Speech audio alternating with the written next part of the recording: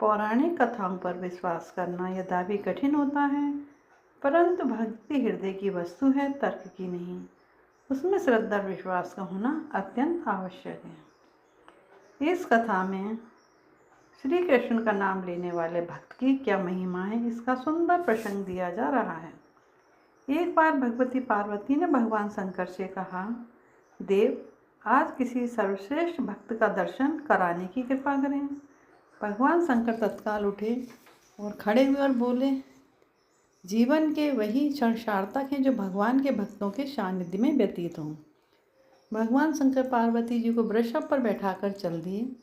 पार्वती जी ने पूछा, हम कहाँ जा रहे हैं? शंकर जी ने कहा, हस्तिनापुर चलेंगे। जिनके रथ का सारथी बनना श्री कृष्ण ने स्वीकार किया, उन महाभाग्यशाली अर्जुन के अंतरिक्ष श्रेष्ठ भक्त पृथ्वी पर कौन हो सकता है? श्री कृष्ण और अर्जुन एक ही आत्मा के दो रूप हैं। हस्तिनापुर में अर्जुन के भवन के द्वार पर पहुंचने पर भगवान शंकर को पता लगा कि अर्जुन सो रहे हैं। पार्वती जी को भक्त का दर्शन करने की जल्दी थी, परंतु शंकर जी अर्जुन की निद्रा में विघ्न डालना नहीं चाहते थे। उन्होंने श्री कृष्ण का स्मरण किया। तत्काल ही श्री कृष्ण उद्धव जी, रुक्मणी जी और सत्यभामा जी के साथ पधारे और शंकर पार्वती जी को प्रणाम कर उनसे आने का कारण पूछा। शंकर जी ने कहा, आप भीतर जाकर अपने सखा को जगा दें, क्योंकि पार्वती जी अर्जुन के दर्शन करना चाहती हैं। जैसी आज्ञा कहकर श्री कृष्ण अंदर चले गए। बहुत देर हो गई पर अंदर से कोई संदेश नहीं आया। तब शंकर जी ने ब्रह्मा जी का स्मरण किया। हंस पर बैठकर चतुर्भुज ब्रह्मा जी वहाँ आए तो शंकर जी ने उन्हें अर्जुन के कक्ष में भेजा, परंतु ब्रह्मा जी के अंदर जाने पर बहुत देर तक उनका कोई संदेश नहीं आया।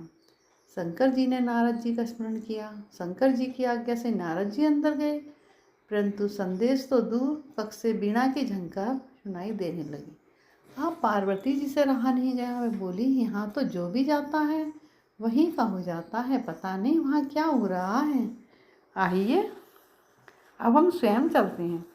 पार्वती जी की बात मानकर भगवान शंकर पार्वती जी के साथ अर्जुन के दर्शन करने कक्ष में पहुँची। उधर श्री कृष्ण जब अर्जुन के कक्ष में पहुँचे तब अर्जुन सो रहे थे और उनके सराहने बेटी सुभद्रा जी उन्हें पंखा जल रही थी। अपने भाई श्री कृष्ण को आया देखकर वे खड़ी हो गई और सत्यभामा जी पंखा जलने लगी। उद्धव जी भी पंखा जलने लगे। रुक्मणी जी अर्जुन के पैर दबाने लगी। तभी उद्धव जी और सत्यभामा जी चंकित होकर एक दूसरे को देखने लगे। श्री कृष्ण ने पूछा, क्या बात है? तब उद्धव जी ने उत्तर दिया, धन्य है कुंती नंदन, निंद्रा में भी इनके रोम रोम से श्री कृष्ण श्री कृष्ण श्री कृष्ण की ध्वनि निकल रही है। तभी रुक्मणी जी बोली, वह तो इनके चरणों से भी निकल रही है। अर्जुन के शरीर से निकलती अपने नाम की ध्वनि जब श्री कृष्ण के कान पर पड़ी तो प्रेम विहल होकर भक्त वत्सल भगवान श्री कृष्ण स्वयं अर्जुन के चरण दबाने लग गए। भगवान श्री कृष्ण के नवनीत से भी सुकुमार हाथों के स्पर्श से अर्जुन की निंद्रा और भी गहरी हो गई।